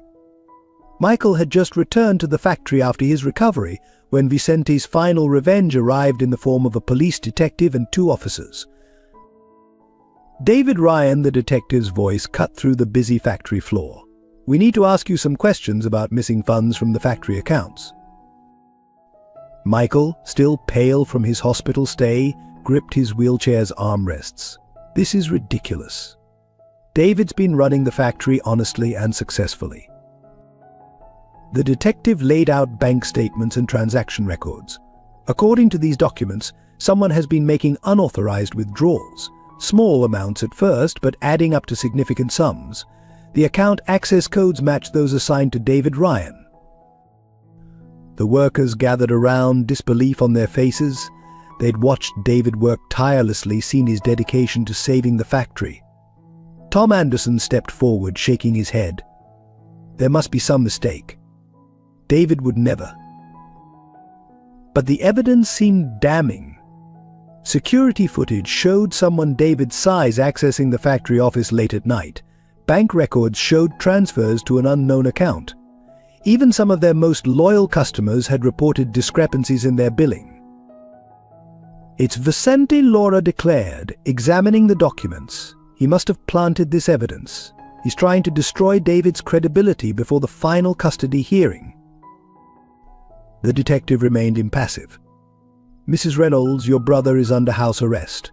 These transactions occurred after his detention." David stood silent, chocolate-stained hands clenched at his sides. The recipe book his mother had left him lay open on the workbench, its pages seeming to mock him with memories of trust and tradition. "Search my locker," he finally said, voice steady despite his trembling hands. "Check my computer. I have nothing to hide." The search revealed more damning evidence, printed bank statements, transfer receipts, all pointing to David's involvement. The workers began to whisper, doubt creeping into their eyes. Even some of David's strongest supporters started to question their faith in the young chocolatier. "I trusted you," Michael whispered, pain evident in his voice. "I gave you everything, my name, my factory, my heart." David's composure finally broke. "Dad, please. You know me. Everything I've done has been for you, for the factory, for our family. I would never." But the police had to follow procedure. As they led David away for questioning, he looked back at the factory, his home, his dream, his sanctuary. The sight of Michael's devastated face would haunt him more than any prison cell could. Laura watched the scene unfold, her investigator's instincts firing. Something about the evidence felt too perfect, too neat. Vicente might be under house arrest, but his influence reached far. And somewhere in the paper trail, she knew there had to be a flaw in his plan. As David was escorted out, a small chocolate wrapper fell from his pocket, one of the first pieces he'd ever made under Michael's guidance.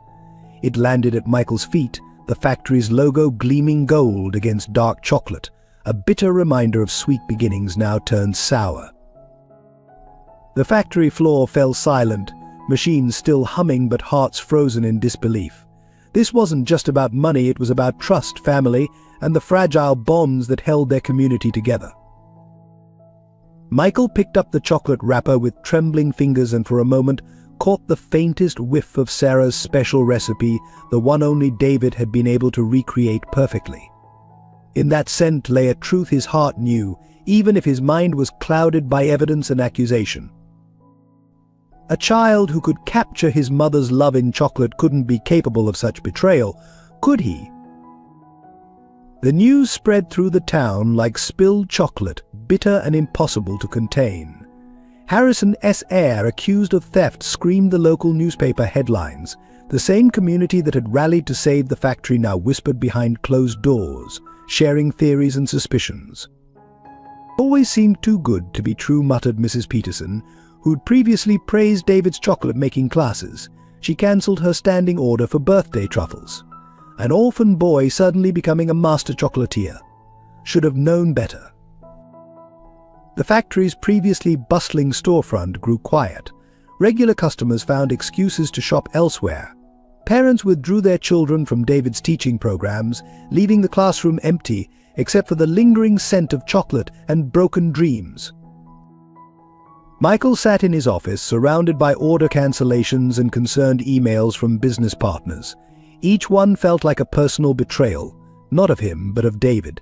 Despite the evidence, something in his heart refused to believe his son capable of theft. "They're calling him a con artist," Tom Anderson reported grimly, placing another stack of cancelled orders on Michael's desk, saying he manipulated everyone, played on their sympathies. Some are even suggesting he caused your health crisis for attention. The accusations grew more outlandish with each passing day. Former supporters now claimed they'd always seen something off about David. The local paper ran an expose questioning everything from his chocolate-making skills to his connection to Sarah Ryan. Perhaps he isn't even Sarah's son, someone suggested at a town meeting. Has anyone actually verified his identity? Laura watched in horror as the community's love curdled into suspicion. The same people who'd stood against Vicente's eviction notice now wondered if they'd been fooled all along. The factory's sales plummeted as rumors spread about tainted chocolate and fraudulent practices. Even the Historical Society suspended the factory's landmark status application. Citing concerns about the integrity of current management, the bank began making noises about reviewing their loans. Michael wheeled himself through the empty factory corridors late one night, touching machines that had hummed with life just days before. Each quiet workstation held memories of David teaching, learning, creating. The chocolate molds sat clean but unused, like tombstones marking the death of trust. "I should have known," a former worker said loudly in the grocery store, making sure Michael could hear. No 12-year-old could be that talented. He must have been stealing recipes along with money. The final blow came when the Children's Hospital cancelled their standing order for special dietary chocolates, David's personal project, designed to bring joy to sick kids. The rejection letter praised the program's success, but cited reputational concerns. Michael found the letter crumpled in his office, stained with what looked suspiciously like tears. On his desk sat David's last creation before his arrest, a perfect chocolate rose, now wilting in the warm air. Beside it lay his mother's recipe book, its pages marked with David's careful notes and modifications. "The boy played us all for fools," someone had spray-painted on the factory wall. The red letters glared accusingly in the morning sun, but Michael couldn't bring himself to wash them away. Each harsh word felt like a judgment on his own failure to protect his son. Laura tried to rally support, reminding people of David's contributions to the community. But doubt, once planted, grew like weeds through a garden, choking out the flowers of previous kindness. The factory stood like a ghost of itself, machines silent, display cases empty. The same community that had formed a human chain to protect it now hurried past with averted eyes, as if chocolate making had become something shameful. In his cell, David could probably smell the chocolate that still clung to his clothes, a bittersweet reminder of everything he'd lost. But in the factory, Michael sat alone, surrounded by the wreckage of their dreams, clinging to one unshakable truth: love. Like the finest chocolate, could be bitter or sweet, but it never, ever lied. The stress of David's arrest proved too much for Michael's fragile recovery. Late one night, as he sat reviewing security footage for the 100th time, searching for proof of his son's innocence, the familiar crushing pain returned to his chest. Tom Anderson found him slumped over his desk, Sarah's recipe book clutched to his heart, breaths coming in shallow gasps. The ambulance wail pierced the quiet factory night, a mournful echo of previous crises. "He's had a severe relapse," Dr. Thompson explained to Laura in the emergency room. The emotional trauma combined with his weakened state. His body simply couldn't take it. "We've had to place him in a medically induced coma to prevent further damage."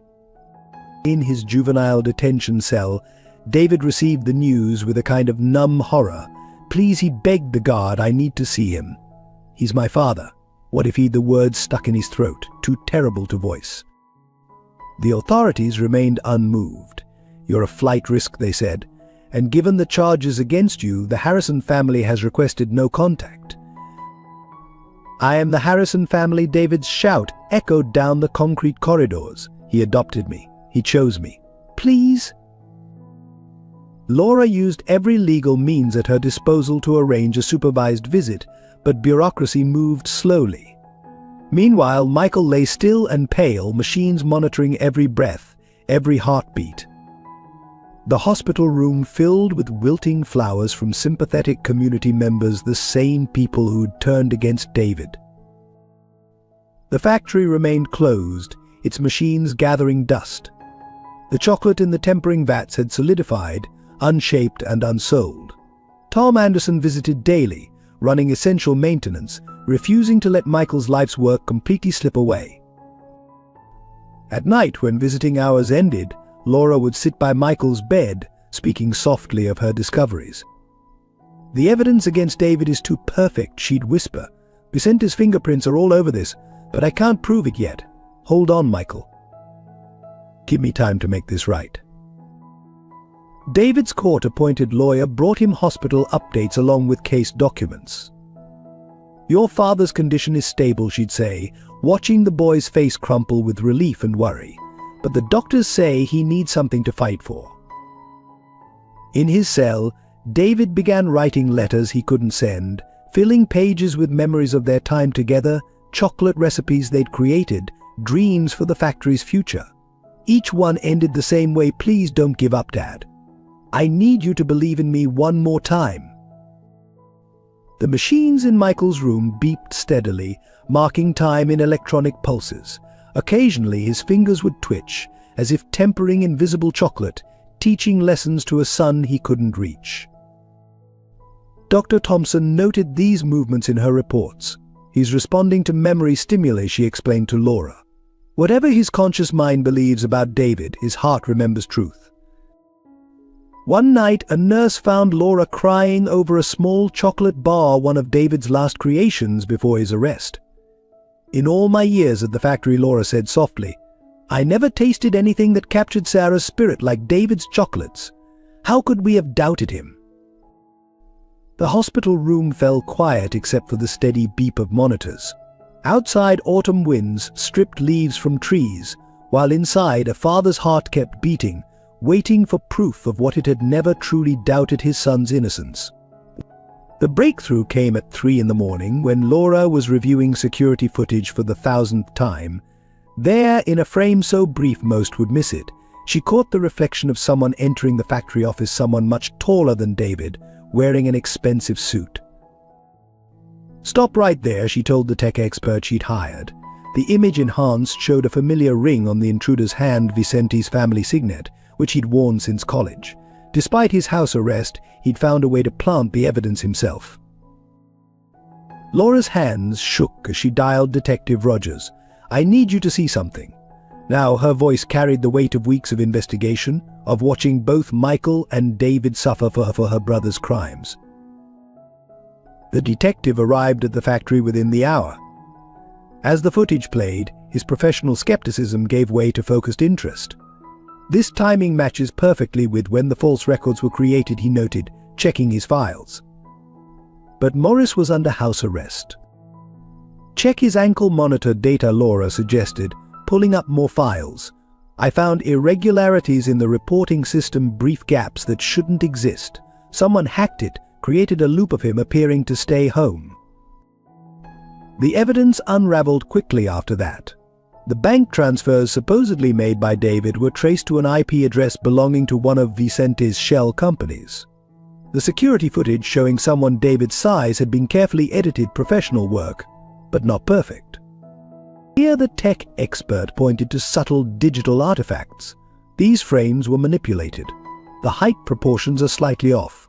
Someone took footage of David's normal nighttime work and altered it to look suspicious. Detective Rogers organized a pre-dawn raid on Vicente's house. They found him attempting to delete files, but not quickly enough.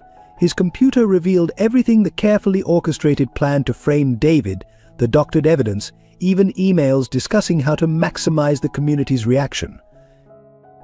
"Turn on the news," Laura told David's lawyer over the phone. "It's all coming out."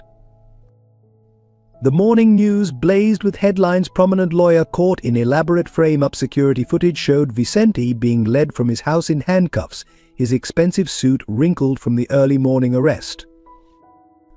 More damning revelations followed. Vicente's conspiracy reached deep into local government, including officials who'd expedited David's arrest. The fabricated evidence had been carefully planted over weeks, taking advantage of the community's readiness to believe the worst of an orphaned boy. Laura stormed into the juvenile detention center, warrant in hand. "Release him." Now her voice brooked no argument. The same guard who'd denied David's hospital visits now couldn't move fast enough to open his cell. David emerged into the morning sunlight, blinking like a creature from darkness. "Mr. Michael," he asked immediately. "Is he?" "Still unconscious," Laura replied gently. "But Detective Rogers is heading to the hospital now with proof of your innocence. It's over, David. Vicente can't hurt either of you anymore." The boy's shoulders slumped with relief, then straightened with purpose. "Take me to the factory first," he said firmly. "There's something I need to get." They found Tom Anderson already there, machines humming to life as if they'd known their young master would return. David went straight to his workstation, pulled out fresh ingredients, and began tempering chocolate with practiced movements. "What are you doing?" Laura asked softly. "Making Dad's favorite," David replied, his hands steady despite everything. "The dark chocolate orange truffles. When he wakes up, I want him to smell home." Because sometimes justice tastes like perfectly tempered chocolate, and redemption comes in the form of a boy who never stopped believing in the power of love, even when the whole world doubted him.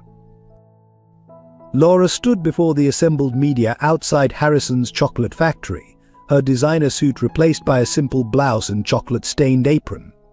Behind her, the factory windows gleamed in the morning sun, machines once again humming with life. "I need to confess something," she began, her voice steady despite her trembling hands. 5 years ago, I helped my brother Vicente orchestrate a series of events that led to the death of my sister, Sarah Ryan, and her husband. I was complicit in actions that left my nephew David an orphan, and for that I can never fully atone." The crowd's murmur grew as she continued, detailing her role in the tragedy, the cancelled insurance, the manipulated records, the years of silence. Each admission seemed to physically pain her, but she pressed on, determined to finally speak the whole truth. "I watched from a distance as David grew up in that orphanage. I sent anonymous gifts, thinking it somehow made up for my cowardice. When I saw him find a home with Michael, find purpose in this factory, I told myself it was better to stay quiet, but my silence only allowed Vicente to hurt him again." David stood in the factory doorway, listening to his aunt bare her soul. His hands were covered in chocolate. He hadn't stopped working since his release, as if making up for lost time. Michael's hospital room was already filled with his creations, each piece infused with hope for his father's recovery. "The truth is," Laura's voice cracked, "I was jealous of Sarah. She chose love over money, passion over security. She built something real with her bakery, while I chased wealth and status. When Vicente presented his plan to acquire the property, I convinced myself we were doing her a favor. I was wrong, so terribly wrong." She turned to face David directly. "Your mother had something, Vicente, and I never understood the courage to follow her heart. She passed that courage to you, and watching you fight for this factory, for Michael, for your dreams, it finally gave me the strength to face what I'd done." Pulling out a thick folder, Laura held it up for the cameras. "This contains everything: banking records, property deeds, insurance documents. Most importantly, it contains Sarah's will, which Vicente helped me hide. David isn't just heir to his mother's bakery, she made Michael Harrison his legal guardian in the event of her death. She knew, somehow, that this factory would become his home." The revelation hit like a thunderbolt. David stepped forward, reaching for the documents that connected his past to his present. His mother had known Michael, had trusted him with her son's future. All those years in the orphanage had been unnecessary, a product of Vicente's greed and Laura's silence. "I don't expect forgiveness," Laura said softly, looking at her nephew. "But I hope that by exposing everything, I can give you back some of what was taken. The property where your mother's bakery stood is still vacant. Vicente never developed it. With these documents, it's yours again." She removed her apron, folding it carefully. "I'm turning myself in to the district attorney's office. My testimony will ensure Vicente never hurts anyone again. But before I go," she pulled out one last item, a small, worn notebook. This was Sarah's personal recipe book. The one Vicente claimed was destroyed in the fire. I've kept it all these years, another act of cowardice. It belongs with you now, in this factory where your mother's legacy lives on through your hands. David took the notebook, its pages filled with his mother's handwriting. Inside the cover, an inscription read, "For my son, who will always find sweetness in life's bitter moments. Love, Mom." Tears fell silently as David clutched this piece of his mother's heart. Laura turned to leave, pausing only to whisper, "She would be so proud of you, David. So proud of the family you found, the chocolatier you've become. I hope someday you can be proud of me too, for finally telling the truth." Inside Michael's hospital room, Laura carefully laid out the documents she'd kept hidden for 5 years. David sat beside his unconscious father, one hand holding Michael's, the other tracing his mother's signature on her last will and testament. "She wrote this 3 months before the fire," Laura explained softly. "It was as if she knew something might happen. Listen to this: in the event of my death, I entrust my son David's care to Michael Harrison, whose integrity and kindness have shown me the true meaning of family." David's voice trembled as he read further. "She writes about the factory Michael's chocolate brought joy to my darkest days. His mother taught me that making chocolate isn't just about recipes, it's about love. I know he'll teach David the same." The will detailed everything: the bakery's recipes, the property deeds, even a secret trust fund Vicente had hidden. But more precious than any financial provision were Sarah's words about her son's future. "David has the gift," he read, tears falling freely. "He can taste love in chocolate, just like Michael's mother could. The factory is where he belongs. Michael will understand this, will nurture this gift as Ellen Harrison once nurtured mine." Laura pulled out more documents, photographs of Sarah working in the factory's experimental kitchen with Michael's mother, certificates from chocolate-making courses they'd taken together, letters discussing David's future. "She didn't just know Michael," Laura whispered. "She was being mentored by his mother. They were planning to merge the bakery and factory one day, create something new together.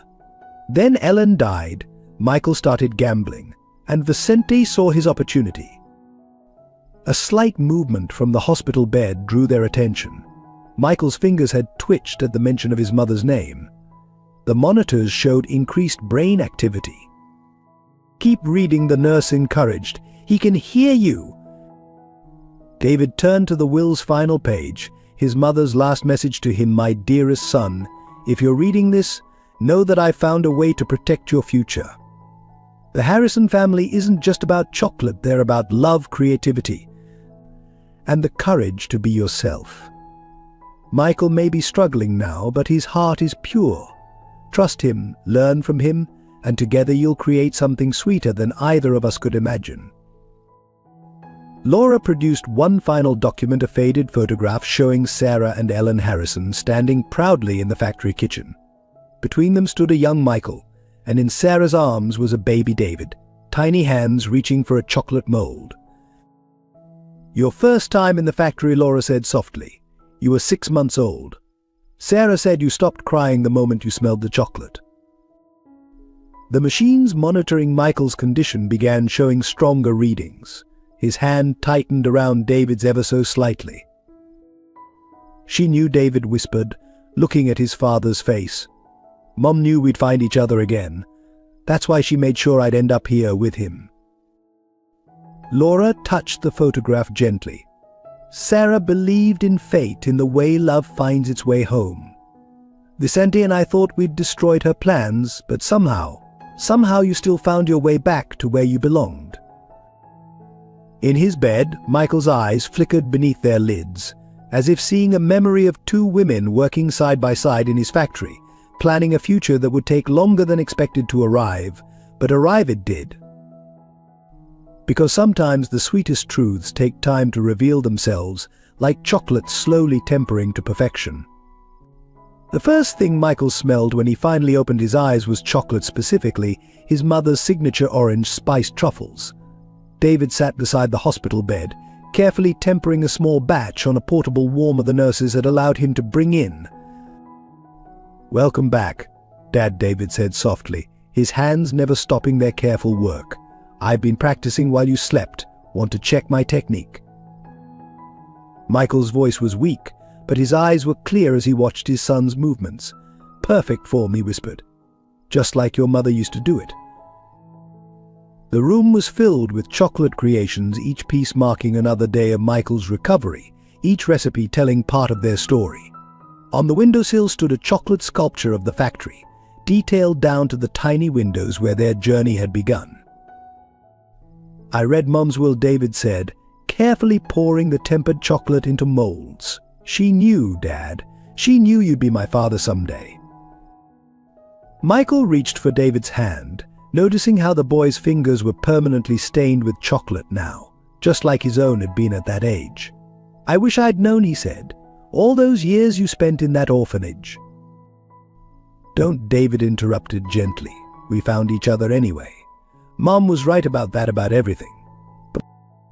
Dr. Thompson entered with adoption papers and release forms, smiling at the familiar scent of chocolate that had become a constant in the hospital wing. "Your latest tests are excellent, Mr. Harrison. Though I suspect the unorthodox therapy helped." She nodded toward the chocolate-making equipment. "The best medicine," Michael agreed, signing the papers with a steady hand. "Now about making this official." The adoption ceremony was held in the factory kitchen, where it all began. Michael, still in a wheelchair but growing stronger daily, wore his old chocolatier's apron. David stood beside him in a matching one, their hands equally marked by their craft. David Ryan Harrison, the judge pronounced, making official what their hearts had known for months. A fitting name for a young man who carries two great legacies. The factory workers erupted in cheers, throwing chocolate sprinkles instead of rice. Laura, who'd been granted leave from her pre-trial detention to attend, watched from the back, tears mixing with her smile. "Your mother would be so proud," she told David later, as he showed her the changes he'd made to the production line. "Both your mothers, Sarah and Ellen Harrison." Michael wheeled himself to his son's workstation, where the chocolate rose David had made during his arrest still stood preserved under glass. "I never doubted you," he said quietly. "Not really. My heart knew what my head forgot for a while." David began tempering a fresh batch of chocolate, his movements sure and practiced. "I know, Dad, just like I knew you'd come back to us. Some things you can taste in chocolate, like love, like truth." Together they created a special batch of celebration truffles, Michael guiding from his wheelchair while David executed each step perfectly. The recipe combined Sarah Ryan's spice blend with Ellen Harrison's signature technique, a true marriage of their family's legacies. As the evening sun painted the factory windows in amber light, Michael watched his son teach a group of visiting children how to pipe chocolate letters. David's voice carried the same passion Ellen had shown years ago, the same patience Sarah had always embodied. The secret, David told his young students, isn't in the ingredients, it's in the love you put into making it. That's what makes chocolate magic. Michael closed his eyes, breathing in the familiar scent of tempering chocolate. In that moment he could almost see Ellen and Sarah watching over their children, the son who had lost his way and found it again through a boy's love, and the boy who had always been destined to bring healing through chocolate. Sometimes, he realized, the sweetest adoptions are the ones that were written in the stars, or in this case in chocolate all along. The idea came to David one rainy afternoon as he watched a group of children press their noses against the factory's window, their faces showing the same longing he'd once felt. "Dad," he said, turning to Michael, "I know what Mom meant about creating something sweeter than we could imagine." Within months, Harrison's chocolate factory transformed its upper floor into the Sarah Ryan Chocolate Academy for Orphaned Youth. The program combined traditional education with chocolate-making skills, giving children not just a trade, but a sense of belonging. "Every child deserves to taste sweetness," David told the local paper during the academy's opening. Not just in chocolate, but in life. The first class consisted of 12 students from local orphanages, each wearing a pristine white apron emblazoned with the factory's logo. Michael, now walking with a cane, supervised the transformation with pride. The old storage rooms became dormitories, each decorated with vintage chocolate advertisements and equipped with small tempering stations. The experimental kitchen, where David had first discovered his gift, became a classroom where children learned both mathematics and the art of ganache. "We're not just teaching them to make chocolate," Michael explained to potential donors. "We're teaching them what my son taught me, that family can be found in the most unexpected places." Laura, serving her reduced sentence through community service, helped establish a scholarship fund using the recovered money from Vicente's fraud. "Sarah always said chocolate could heal hearts," she remarked, watching a young girl master her first truffle. "I never understood until now." The academy quickly became known for more than its chocolate. Social workers reported remarkable transformations in the children's behavior and confidence. Like David before them, they found purpose in the precise art of chocolate making, pride in creating something beautiful. One morning, David found a small chocolate rose on his workbench, clumsily made but full of heart. The note attached read, "Thank you for showing us that orphans can become masters too." He displayed it proudly next to his first chocolate rose, a reminder of how far he'd come. The factory's production line now included a special student selection box, featuring chocolates made by academy students. Each piece came with the young chocolatier's story, and the boxes consistently sold out despite premium pricing. All proceeds went to expanding the program. "Remember your first night here?" Michael asked David as they watched the students practice tempering. "How you slept in that old machine because you had nowhere else to go?" David nodded, helping a young boy adjust his chocolate's temperature. "Now, no child will ever have to do that again. They'll have proper beds, proper training, proper love." The Academy's success sparked similar programs worldwide. Other chocolate makers began opening their doors to orphaned youth, creating a network of opportunities. Harrison's graduates were highly sought after, known for both their technical skills and their understanding of chocolate's deeper meaning. Some evenings, after the students had gone to bed, David would find Michael in the experimental kitchen, teaching a particularly dedicated child some special technique. The scene always reminded him of his own early lessons of finding family in the gentle art of chocolate making. "Your mother would be proud," Michael often said, watching his son mentor the next generation. "Both your mothers would be." The factory's walls, once silent witnesses to loss and betrayal, now rang with children's laughter. Every corner held evidence of young creativity chocolate experiments, hand-drawn designs, dreams taking shape in cocoa and courage. As David stood in the doorway of the Academy's dormitory, watching the children settle in for the night, he remembered his own first glimpse of the factory. Sometimes, he told the eager faces looking up at him, the sweetest home is the one you help build yourself. Because sometimes the greatest transformations come not from changing a place, but from changing lives one child, one chocolate, one moment of belonging at a time. The factory's centennial celebration dawned bright and clear, its renovated facade gleaming in the morning sun. Banners proclaiming 100 years of sweetness fluttered in the breeze as people gathered for what had become much more than a simple anniversary. David stood at the podium, now a tall teenager but still wearing his chocolate-stained apron, Michael beaming proudly beside him. Before them stretched a sea of faces: factory workers, academy students, community members who had journeyed from darkness to light together. 100 years ago, David began, Ellen Harrison started making chocolate in her kitchen, believing that sweetness could change lives. 50 years later, my mother Sarah Ryan learned that lesson in this very factory. Today we celebrate not just chocolate, but the power of love to transform lives. The ceremony unfolded like a perfectly tempered batch of chocolate, smooth, rich with meaning, and full of surprising moments. Each Academy student presented a chocolate creation representing their journey, their stories bringing tears and smiles in equal measure. Laura, recently released and working as the Academy's administrative director, unveiled the memorial garden where Sarah and Ellen's recipes grew as living plants, orange trees, vanilla vines, and spice bushes that would flavor future generations of Harrison's chocolates. "This garden," she explained, "represents the truth my brother never understood. Real wealth grows, transforms, and feeds the soul. It doesn't take, it gives." The highlight came when Michael and David together cut the ribbon on the factory's newest addition, the Vicente Morris Redemption Kitchen, where former inmates learned chocolate making as rehabilitation. The name stood as a reminder that even the bitterest circumstances could yield sweetness. Because everyone, David said, catching Laura's eye, deserves a chance to start again. The celebration culminated in a chocolate tasting unlike any other.